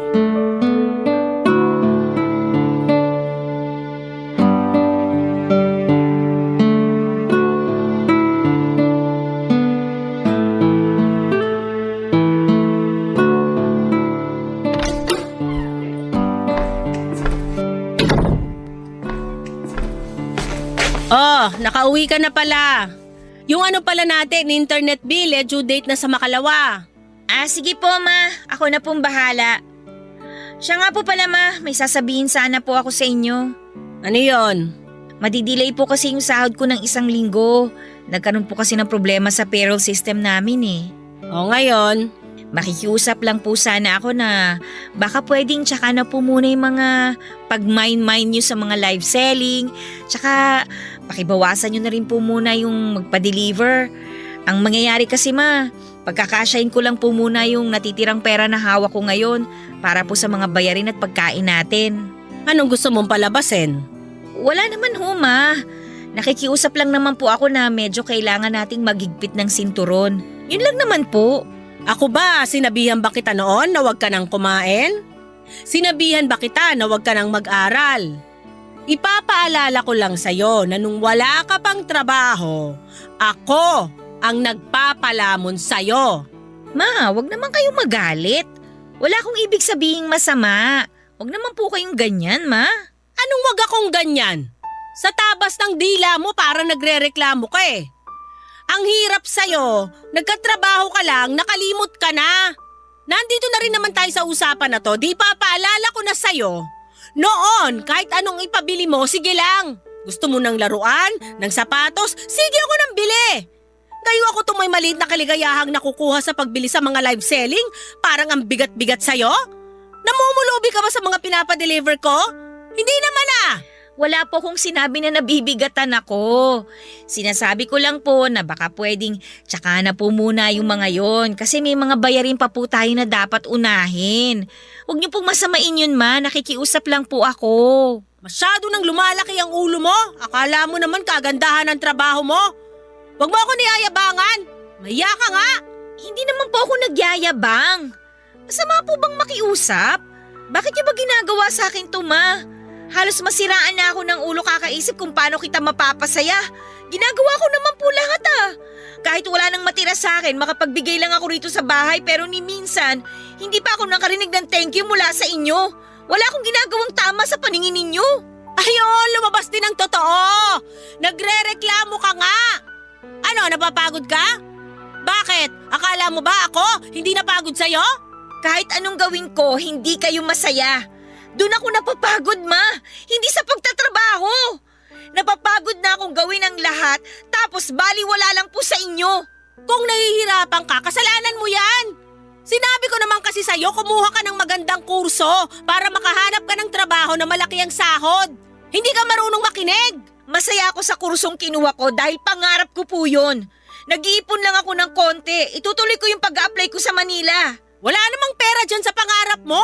Saka puro ka ganyan? Saan ka ba dinala niyang pangarap mo? Wala! Nga! Wala kang napala! Kaysa naman sa inyo, ano bang pangarap nyo? Wala rin naman, di ba? Ang kapal na mukha mo! Huwag mo ako pinagmamalakihan! Kahit ganito lang ako, lahat ng meron kayo dahil sa akin! Ang hinihiling ko lang po sa inyo, ma. Makita nyo rin naman yung effort ko. Kahit mapasalamatan nyo man lang ako o mapansin sa lahat ng mga ginagawa ko para sa atin ni na Irene. Yun lang naman po eh. Mahirap po ba yun? Bakit ako magpapasalamat sa'yo? Anak lang kita! Utang na loob mo sa akin ang buhay mo, kaya dapat lang bumawi ka ngayon! Walang kwentang ipagpatuloy pa tong usapan na to, ma. Hindi nyo naman ako naiintindihan. Matutulog na lang ako. Ay, hindi pa tayo tapos! Bumalik ka rito! Kinakausap pa kita! Ara! Anak lang kita. Sa totoo lang, papadudot kapag nagkatalo kami ni Mama at naririnig ko sa kanya ang mga salitang yan, ay hindi na ako sumasagot. Bakit ganon? Dahil ba anak lamang ako ay wala na akong karapatang kumibo at magsalita. Lahat ng sumbat ni Mama sa akin ay kaya kong lunukin. Pero para sa akin ang pinakamasakit at iniinda ko talaga kapag pinamumukha niya na wala akong karapatang humingi sa kanya ng pangunawa at pagmamahal dahil nga sa anak lamang niya ako. Madalas ipamukha sa akin yon ni Mama, Papa Dudut, kahit nung bata pa lamang ako. Kaya tuwing nagkakasagutan kami, mas pinipili ko na lamang na magkimkim ng sama ng loob dahil baka kung ano pa ang masabi niya sa akin. Marami pa siyang sinasabi sa akin bukod sa yumayabang daw ako. Nandyan din na nagmamalaki na raw ako sa kanya at kung ano-ano pa. Noon ngang nag-aaral pa ako ay madalas kong puntahan sa bahay ang mga kaibigan ko. Siguro'y dahil ayaw ko ring tumatambay sa bahay namin pag wala akong ginagawa. Nakikita ko kung paano makisama yung mga kaibigan ko sa mga magulang nila. Ibang-iba talaga sa relasyon na meron kami ni Mama. Hindi ko lang sinasabi kahit kanino pero inggit na inggit ako sa mga taong buo ang pamilya at malapit sa mga magulang nila. Sana ganon din ako. Tanggap ko nang hindi ko na makikilala kahit kailan yung tatay ko. Pero may kirot pa rin sa puso ko kapag naiisip kong pati kami ni Mama ay madalas din na hindi magkaintindihan at halos hindi kilala ang isa't isa. Papa Dudut, hindi ko alam, parang ang laki ng tinatagong galit sa akin ni Mama. Kahit na anong subok ko na mapalapit sa kanya, ay para bang siya talaga ang kusa na lumalayo sa akin. Para bang gusto niya na may distansya kaming dalawa. Barangay Love Stories. Barangay Love Stories. Papadudot kung meron mang pangarap si mama para sa akin, yon ay kumuha ko ng kursong tourism para makapagtrabaho ako bilang isang flight stewardess. Lagi niya akong sinasabihan na magiging maganda raw ang buhay ko kapag yon ang kursong tinapos ko at makakapag-travel pa ako ng libre kahit kailan ko gusto. At higit sa lahat ay makakapag-asawa pa raw ako ng piloto o ng foreigner. Alam ko naman na maganda ang hangad ni mama tuwing sinasabi niya yon. Hindi lang talaga maganda ang tono niya tuwing ipinamumukha niya sa akin yon. Nababasa ko naman sa mga sinasabi niya na gusto niya lamang na hangarin ko na tumaas ang estado namin sa buhay, pero ang pinakaayaw kong maririnig sa kanya ay yung mag-shortcut na lamang ako at maghanap ng mapapangasawang mayaman. Lumaki akong walang tatay at naitaguyod ako ni mama ng mag-isa at walang pinansyal na tulong mula sa kahit na sino. Hindi alam ni mama to, pero isa yon sa mga kinabibilaban ko sa kanya. Kung si mama nga ay hindi naman naghanap ng mayamang mapapangasawa, kaya ko ring itaguyod ang buhay ko na hindi umaasa sa pera ng mapapangasawa ko kung sakali. Hindi ko kailangang humanap ng mayamang mapapangasawa kung gusto kong umasenso sa buhay. Ang kailangan ko lang ay magsikap. Tuwing nagsesermon kami ni Irene, tuwing kami ay napapagalitan, ang laging litanya ni mama ay huwag kaming papatol sa lalaking walang sinabi. Hindi raw niya kami pinag-aral para mapunta lamang sa tambay. Sa sobrang taas ng standard ni mama sa magiging boyfriend o asawa namin, ni minsan wala pa kaming ipinakilala ni Irene sa kanya. Feeling ko kasi kung hindi hasyendero ang manliligaw na ipapakilala namin, ay hindi niya ito matatanggap. Papadudot matapos naming magtaasan ng boses ni mama tungkol sa pagtitipid, na stress ako ng husto. Kasi alam kong negative na ang budget ko, dahil ayokong magkasagutan kami ulit ni mama ay nag-decide akong tawagan ng isang katrabaho ko, si Andrew.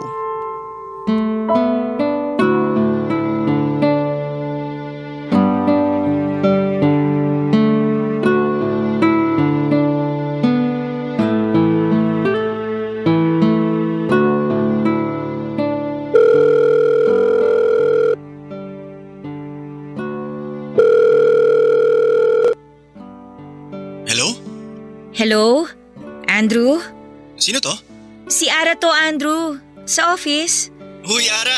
Ikaw pala yan. Pasensya ka na ha.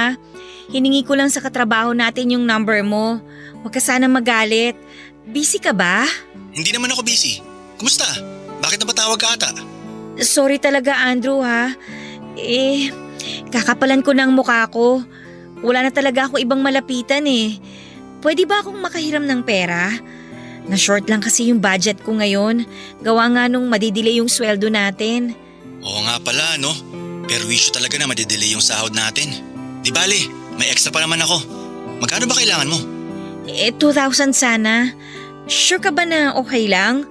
Baka kailangan mo yung pera ha? Ayos lang naman kung hindi mo ako mapapahiram. Ano ka ba? Sakto na may extra ako kaya ayos lang. Bank transfer ko na ba ngayon? O abot ko na lang pag nakita tayo sa office? Pasuyo na, pakitransfer mo na lang pagkatapos nating mag-usap. Text ko sa iyo bank account ko mamaya. Salamat talaga, Andrew ha. Huwag ka mag-alala, ibabalik ko kagad yun pagpasok ng sahod natin. Dadagdagan ko na lang ng interes para sa abala. Sus, hindi na. Ito naman, parang others. Huwag ka masyadong ma-pressure, ayos lang. Ibalik mo na lang sa akin yung pera kapag maluwag na budget mo. Seryoso?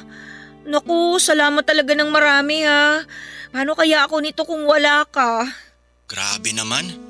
Parang ang bigat niyang problema mo ah. Baka kailangan mo rin na makakausap. Wala naman akong gagawin kaya pwede ako makipagkwentuhan. Ang nangyari kasi, due date na yung internet bill namin eh. Pambayad ko yung hiniram ko sa yung pera. Dahil nga alam ko na kakapusin ako sa budget, nakiusap ako sa mama ko na umiwas muna sa gastos. Ayun, nagalit kung ano-anong mga pinagsasabi sa akin. Nasumbatan pa ako. Ayos ka lang ba? Huwag mo nang intindihin yung mga sinabi sa'yo. Dala lang siguro ng bugso ng damdamin yon. Naku, hindi mo pa kilala si mama. Kung alam mo lang. Tsaka maniwala ka, hindi yun bugso ng damdamin. Halos araw-araw kung almusal ang panunumbat niya sa akin. Grabing bugso ng damdamin yun kung sakali ha. Parang samgyupsal. Unlimited. Ayos ah, komedyante ka rin pala. Eto pa, kung almusal ko yung panunumbat ni mama, lunch ko naman yung sakit ng ulo ko sa kapatid ko. Napakapasaway. Araw-araw akong busog sa stress sa kanilang dalawa. Ay, teka nga, ano ba tong pinagsasasabi ko? Baka naaabala na kita, Andrew. Pasensya ka na sa mga kwento ko ha. Nakakahiya. Di, huwag kang mahiya. Naaaliw nga akong kausap ka eh. Mahilig ka ba sa kape? Coffee tayo minsan. Para may mapagkwentuhan kanyang mga dinadala mo. Libre kita. O sige, pero huwag mo na ako ilibre. Kung ayaw mo lagyan ko ng interes yung hiniram kong pera sa'yo, ako na lang ang sasagot ng kape mo para makabawi man lang. Kulit nito, wala nga yun. Ako ang nag-aya kaya dapat sagot ko. Usapan na yan ha. Magkakape tayo minsan. Oo, pag-usapan na lang natin kung kailan. Sige na pala Andrew, ibababa ko na tong tawag ko ha. Salamat ulit, bye. Okay, bye. Papa Dudut, nakilala ko si Andrew sa trabaho. Hindi kami gaanong close noong umpisa pero nagkakakwentuhan naman kami minsan sa opisina. Nagkaroon ako ng pagkakataon na makilala pa siya ng lubusan noon hanggang minsan ay nagkaroon ako ng matinding pangangailangan. Lumabas kami ni Andrew, Papa Dudut, nagkabilang tawanan at kwentuhan. Hindi ko alam kung bakit pero kahit problema ko sa buhay ay pinag-uusapan namin. Ang gaan ng ora at puro lamang kami tawanan noon. Ngayon ko lang naranasan na nakapaglabas ako ng sama ng loob ng walang sumbat na pabalik. Nasundan ng coffee dates namin ni Andrew hanggang sa hindi ko na namalayan na nahulog na ang loob ko sa kanya. Nagkataon namang ganon din siya sa akin kaya hindi nagtagal ay niligawan niya ako. Hindi ko na pinatagal pa ang panliligaw ni Andrew at sinagot ko na rin siya kaagad dahil napakabait ni Andrew, Papa Dudut. Kung makakakilala ka ng isang tulad niya, hindi na dapat pinalalagpas pa. Itinago ko ang relasyon namin ni Andrew. Alam ko kasi na hindi siya matatanggap ni Mama dahil gaya ko ay isa rin siyang call center agent. May mga pagkakataon na ilang araw wala sa bahay si Mama. Doon siya natutulog kay Lola sa San Fernando kaya nadadala ko si Andrew sa bahay. Nakilala na rin siya ni Irene at nagkasundo rin silang dalawa. Sa totoo lang, Papa Dudut, ay natouch ako sa ginawa noon ni Irene na pagtatakip sa sikreto ko. Hindi niya ako isinumbong. Yari talaga ako kapag nalaman ni Mama na may boyfriend na ako. Tinanong ko rin si Irene isang beses kung bakit ginagawa niya ang malaking pabor na yon para sa akin. At nagulat ako sa sinagot niya. Kahit daw makulit siya minsan at marami kaming hindi pagkakaintindihan, mahal niya ako bilang kapatid kaya hindi niya maaatim na ipahamak ako. Doon ko nga na-realize na wala namang ginawang masama sa akin si Irene. Nagalit lamang ako sa kanya dahil nakita kong hindi pantay ang pagmamahal ni Mama sa aming dalawa. Mas paborito kasi siya. Pero hindi naman niya kasalanan yon. Noong napagtanto namin ng mga mali ay lalong tumibay ang samahan naming magkapatid, Papa Dudut.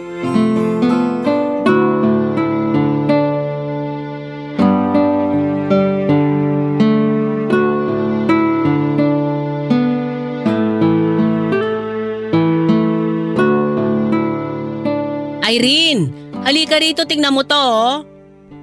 Naaalala mo pa ba tong si Ninang Mindy mo? Opo, naaalala ko po siya. Bakit po, Ma? Tingnan mo tong picture nila sa Facebook. Yan yung bunsong anak niya. Pupunta na yan ng Amerika sa katapusan. Doon na maninirahan. Susunod na rin yata si Ninang Mindy mo pagkatapos ng 1 buwan. Ah, talaga po? Ayos pala eh. Mabuti para sa kanila. Ang galing, no? Asenso na ang ninang mo, Irene. Baka mapadalan ka pa nun ng dollar sa Pasko. Ito talaga si Mama, padala agad na sa isip. Nakakahiyo. Ikakasal na raw pala yung anak niya, kaya pupunta ng Amerika. Nakakagulat naman, ang bilis. Oh, anong nakakagulat doon? Nasa edad na naman yung bunso niya para mag-asawa. Sa dating app lang daw po kasi niya nakilala yung Kano. Tapos 2 buwan pa lang silang nag-uusap sa video call. Kasal kagad? Di ba parang nakakatakot yun? Oo nga no. Paano pala kung may asawa yung lalaki? Eh buti sana kung ganun lang. Paano kung serial killer pala yun? Ewan ko pero nakakatakot yung ganung setup. Hindi pa niya nakikita ng personal yung lalaki tapos pupunta na niya kagad sa Amerika. Mag-isa pa siya no? Sana magsabay na sila ni Ninang Mindy umalis para naman may kasama siya. Nakakatakot naman na mag-isa siyang mauna ron. Sino namang nagkwento sa iyo niyan, Ara? Sabi sa akin ni Mindy, matagal na raw magkakilala yung dalawa. Yung anak mismo. Friends kami sa Facebook at madalas kami magkumustahan sa chat. Eh paano kung maayos naman pala yung Kano? Eh di ang sarap na ng buhay nila dun sa Amerika. Kahit naman maghiwalay sila kalaunan, malaking bagay yun na kapag migrate na sila buong pamilya ron. Hindi naman po masarap ang buhay sa Amerika, Ma. Nanonood ba kayo ng balita? Magulo rin doon. Tsaka laging napag-iinitan yung mga Pinoy o Asyano. Hindi na safe. Eh basta. Kaya ikaw, Irene, kung ako sa'yo, humanap ka na lang din ng Kano. Yung madadala tayo sa ibang bansa. Huwag kang gumaya dyan sa ate mo. Ang daming gusto ko, no? Sa call center lang naman pala ang bagsak. Grabe naman, Ma. Marangal naman po yung trabaho ni ate. At higit sa lahat, natutulungan po niya tayo dito sa bahay. Bakit? Eh, totoo namang small time yung ate mo eh. Pinagtapos ko pa yan ng pag-aaral, ganyan lang pala ang papasuking trabaho. Eh sana pala, hindi ko na pinagtapos ng college yan. Tinatanggap naman sa call center kahit walang natapos, di ba? Alam mo, Irene, makinig ka kay Mama. Mas alam niya ang makakabuti para sa'yo. Tingnan mo nga siya, oh. Hindi nagtapos ng pag-aaral. 2 ang anak niya. Walang tatay. O di ba? Kaya siya na lang ang gayahin mo. Wag ako. Bastos ka! Tama na po! Ate, ayos ka lang? Sa tingin niyo kanino ba ako nagmana? Ate, huwag ka nang sumagot kay Mama. Kapag kayo, Ma, pwede kayong maging bastos. Pero pag sumagot ako, magagalit kayo. Ano bang problema niyo sa akin? Kulang ba yung inaabot ko? Kaya talagang ayaw niyo akong tigilan? Ang kapal na mukha mong insultuhin ako? Wala kang galang sa nanay mo! Ikaw! Ikaw ang makapalang mukha! Grabe mong maliitin ang natapos at ang trabaho ko! Bakit? Ano bang narating mo? Wala naman, di ba? Kasi lumandi ka ng maaga! Ate, tama na, please! Kung alam ko lang na magiging bastos kapag laki, pinalaglag na sana kita sa Japan! Ang sarap ng buhay ko ron! Ang dami kong pera! Bakit kasi dumating ka pang bastarda ka? Sinira mo lang lahat! Kung ako lang ang masusunod, hindi na lang sana ako nabuo. Lalo pa kung ikaw lang ang magiging nanay ko. Sarap na sarap ka sa buhay mo nun? Pinagpapasapasahan ka ng mga lalaki kapalit ng pera. Walang yaka, hayop ka! Lumayas ka sa pamamahay ko! Wala kang utang na loob! Layas! Aalis talaga ako sa impyernong bahay na to. Irene, mag-ingat ka palagi at maging matalino ka sa mga desisyon mo sa buhay mo. Huwag mong ipagpapalit ang pangarap mo sa pera. Huwag na huwag kang tutulad sa nanay mong gahaman. Sinabi ng lumayas ka! Aaminin ko, Papa Dudut, na hindi talaga maganda ang naging pananalita ko kay Mama. Sobra ko siyang nasaktan dahil sa tindi ng galit ko. Hindi sa binibigyan ko ng katuwiran ang pagsagot ko ng pabalang, pero para sa akin ng mga oras na yon ay tama lang yung nagawa kong pagsagot noon. Ilang taong kong pinigilan ang lahat ng mga sinabi ko sa kanya noong tagpong yon. Hindi ko na talaga kinaya at sumabog na ako. Lumayas ako sa amin at nakituloy kay Andrew. Itinakwil na talaga ako ni Mama at kahit si Irene ay pinagbawalan niyang makipag-usap sa akin. Pero syempre malaki na kaming dalawa ng kapatid ko at may sarili na kaming isipan. Patago kaming nag-uusap ni Irene sa pamamagitan ng text. Naawa ako sa kapatid ko, Papa Dudut, at napilitan siyang maging working student dahil wala na ako para sagutin ang mga kailangan niyang pagkagastusan sa eskwelahan. Kaya naman lagi ko siyang pinapadalhan ng extra money para makatulong kahit papaano. Ayaw kong mapabayaan ni Irene ang pag-aaral niya dahil kailangan niyang magtrabaho. Ang sabi ko na lamang ay huwag niyang babanggitin kay mama na inaabutan ko siya ng pera dahil paniguradong magagalit si mama at hindi siya papayag na patuloy na tumanggap ng tulong sa Irene na magmumula sa sarili kong bulsa. Ng mga panahong yon, Papa Dudut. Barangay Love Stories. Barangay Love Stories. Papa Dudut, laking pasasalamat ko na merong isang Andrew sa buhay ko. Kung hindi ko siya nakilala ay hindi ko alam kung saan ako pupunta ng oras na naglakas loob akong umalis sa bahay namin. Hindi lang niya ako pinakinggan ng mga panahon na walang nakakarinig sa akin. Binigay niya rin sa akin ang puso niya. Noon namang wala akong mapupuntahan ay tinanggap niya ako sa tinitirhan niya. Hindi mawala sa isipan ko yung pagtatalo namin ni Mama, Papa Dudut. Pinagsisihan ko ang mga sinabi ko at kung pwede ko lang ibalik ang oras, nanahimik na lamang sana ako at hindi na sumagot ng pabalang. May ilang buwan na rin akong tumutuloy kay Andrew noon at naiisip ko si Mama pero mas minabuti ko na lamang na hindi na muna siya makita kasabay ng hindi namin pagkikita ng nanay ko.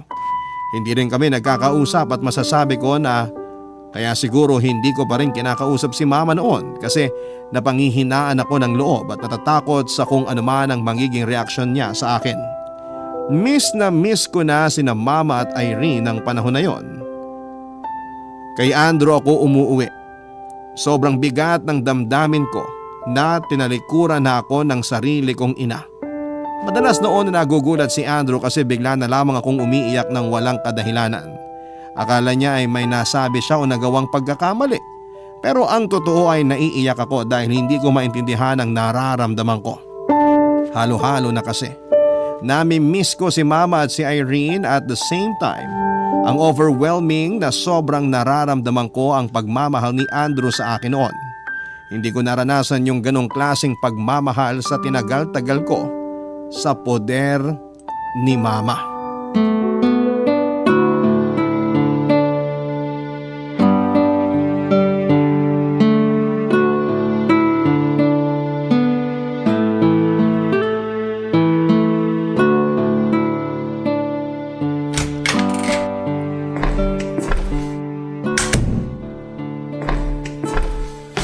Mahal, sorry ang tagal ko bago nakauwi ah. Medyo traffic kasi. Oh, nandiyan ka na pala. Gutom ka na ba? Mag-ibihis lang ako tapos bibilisan ko na magluto. Nakapagluto na ako. Wow, ikaw ang nagluto? Anong meron at sinisipag ka yata? Bakit? Nagluluto naman ako ah. Napatikim ko na sa iyo yung menudo ko, di ba? Oo nga, pero ako kasi ang laging nagluluto ng dinner natin eh. Kaya nagulat lang ako na biglang ikaw yung nagluto ngayon. Siyempre, special ang araw na to para sa ating dalawa. Sakto, nakapaghain na ako. Special? May nakalimutan ba ako? Katatapos lang ng monthsary natin, di ba? Basta, tara na, kumain na tayo. Lika na rito sa mesa, maupo ka na. Salamat. Mahal, oo nga pala. Anong plano mo? Hindi ka na ba talaga uuwi sa inyo para mag-sorry sa mama mo? Sa totoo lang, lagi ko ngang iniisip yan. Kung ano bang dapat kong gawin. Gusto ko na talaga makausap si mama eh. Pero hindi ko alam kung anong magiging reaksyon niya. Tara, umuwi tayo sa inyo. Sasamahan kita para makausap mo na mama mo. Para masabi ko rin sa kanya yung plano nating magpakasal. Ha? Planong ano? Anong sabi mo? Ara, will you marry me? Teka, nagpo-propose ka ba? Bakit wala man lang sing-sing? Sino nagsabing wala? Eto oh. Ara, mahal. Sa pangalawang pagkakataon, itatanong ko ulit. Will you marry me? Yes! Oo naman! I will marry you! Kaya pala parang may nararamdaman akong iba sa'yo nitong mga nakaraang araw ah. May pinaplano ka palang gawin. O ayan, may dahilan ka na para umuwi. Huwag kang mag-alala, mahal ko. Sasamahan kita sa kahit anong harapin nating pagsubok sa buhay. Hindi kita pababayaan. Hindi lang ngayon, hanggang sa tumanda na tayong dalawa. Hindi kita hahayaang mag-isa. Kahit ano pang masabi sa'yo ng mama mo, kailangan nating harapin yun pareho. Nanay mo pa rin siya. At bilang respeto, kailangan niyang malaman na magpapakasal na tayo. Salamat sa lahat, Andrew ah. Mahal na mahal kita. Mahal na mahal din kita, Ara ko. O sige, umuwi tayo sa amin. Harapin natin si Mama.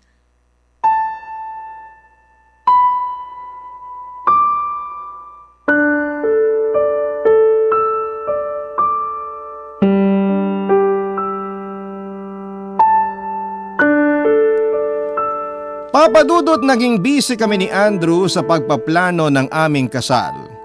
Trabaho sa gabi at sa umaga naman ay kung saan-saan kami napapadpad kakahanap ng murang wedding suppliers. Bumigay yung katawan ko sa sobrang pagod. Kaya nanghina talaga ako at nagsuka at ilang linggo ang lumipas pero hindi na talaga makuha sa pahinga ang nararamdaman ko. Nagpa-check up na ako sa doktor at dito ko nalaman na 6 weeks na pala akong buntis. Wala kaming napaglagyan ni Andrew ng saya nang malaman namin na magkakaanak na kaming dalawa, Papadudot. Pero sa likod ng isipan ko ay may takot pa rin sa kung ano ang masasabi ni Mama tungkol sa pagbubuntis ko at sa plano naming magpakasal. Sinikap ko talagang magtrabaho ng husto, Papadudot, dahil sunod-sunod na ang magiging gastos namin. Sa kasal pa lamang ay nalula na ako habang nagkukwenta ng mga kailangang bayaran. Nag-decide na lamang kami ni Andrew na magkaroon ng intimate wedding para makatipid at para hindi na rin ako ma-stress sa kakaisip. Kahit pinagkakaabalahan namin ni Andrew ang kasal namin ay mas priority pa rin ang panganganak ko at ang mga gagamitin ni baby. Pero bigla akong dinugo at isinugod sa ospital.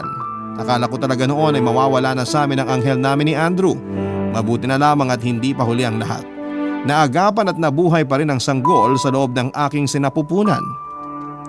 Inabisuhan ako ng doktor na magpahinga na lamang muna sa bahay dahil masela ng pagbubuntis ko. Kaya kahit kailangang makaipon, pansamantala muna akong tumigil sa pagtatrabaho.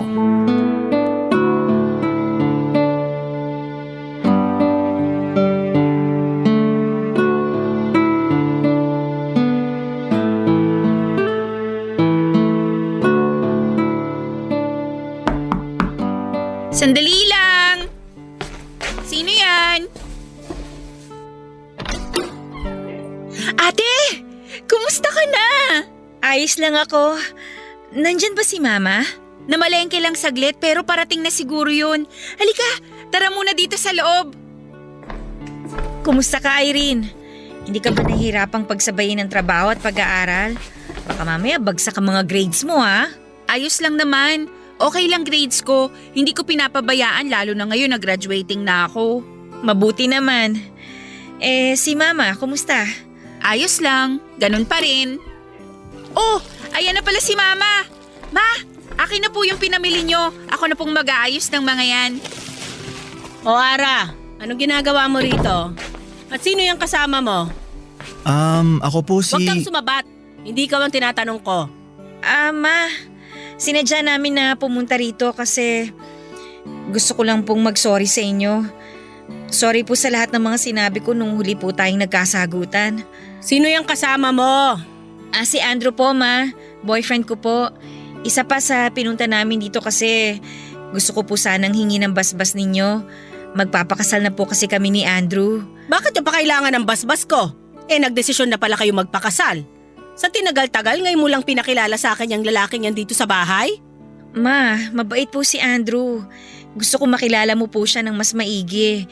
Sana po matanggap niyo siya bilang mapapangasawa ko. Anong trabaho mo, Andrew? Customer service agent po ako.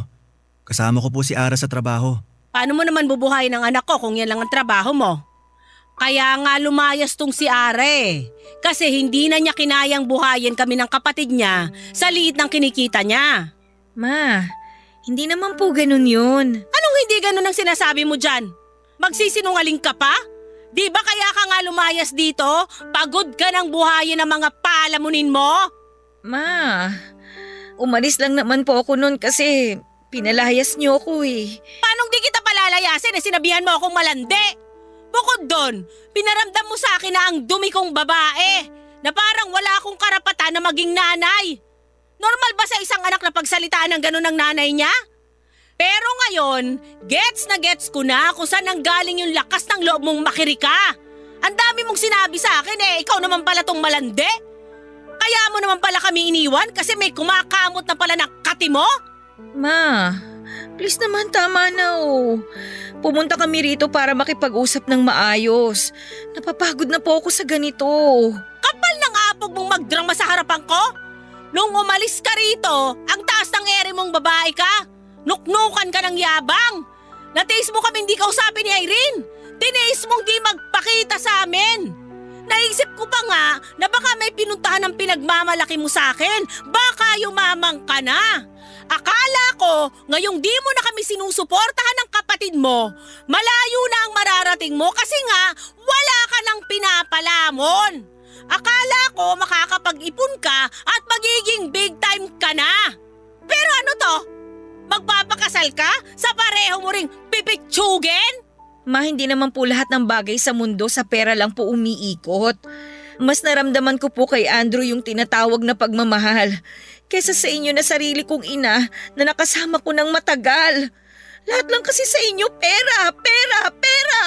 Kapag naghihirap na kayo, kapag wala na kayong makain, tingnan ko lang kung hanggang saan kadadali ng pagmamahal na yan. Tingnan ko lang kung mabuhay kayo niyan. Mas importante pa sa inyo yung sinasabi niyong pera kaysa sa sarili ninyong anak. Hindi niyo ako matanggap kasi hindi ko natupad ang mga pangarap niyo. Hindi ko kasi nagawa yung pangarap niyo na yumaman o makapag-asawa ako ng foreigner. Hindi niyo ako matanggap kasi hindi ako nakapag-asawa ng milyonaryo. Kapag kailangan niyo ng kasama na mag-aalaga sa inyo pag nakaratay na kayo, sana lang may mapala kayo sa pera na sinasabi ninyo. Umalis ka na! Wala kang karapatang pagtaasan ako ng boses sa sarili kong pamamahay! Umalis ka na kung ayaw mong kalad ka rin kita palabas! Kumalma lang ho kayo.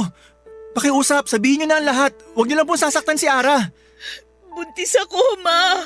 Kaya pala gusto mong bumalik ngayon dito. Kasi buntis ka. Hindi ko kayo matatanggap nitong boyfriend mong bano. At wala rin akong pakialam dyan sa magiging anak nyo. Umalis ka na. Ayaw ko na makita yung pagmumukha mo dito sa bahay ko. Pumunta ako rito para sabihin sa inyo na ikakasal at magkakaanak na ako. Hindi ako nagpakita para tumira ulit sa bahay na to. Hindi rin po ako umaasa na matatanggap niyo ulit ako. Pero dahil nanay ko kayo at may respeto ko sa inyo, hinarap ko kayo ngayon para lang sabihin sa inyo mga plano namin ni Andrew. Ma, ginawa ko po ang lahat. Mula noon pa, ginawa ko na ang lahat ng sa tingin ko'y makakapagpalambot sa puso nyo. Pero wala eh. Hindi talaga kita mapasaya. Sana huwag niyong pagsisihan na sinira niyong relasyon nating mag-ina dahil lang sa isang bagay na hindi naman kayo kayang mahalin pabalik gaya ng ginagawa ko. Ayaw niyo akong makita? O sige, hindi na ako magpapakita sa inyo. Sana po pagkatapos ng lahat ng to, maging masaya na kayo.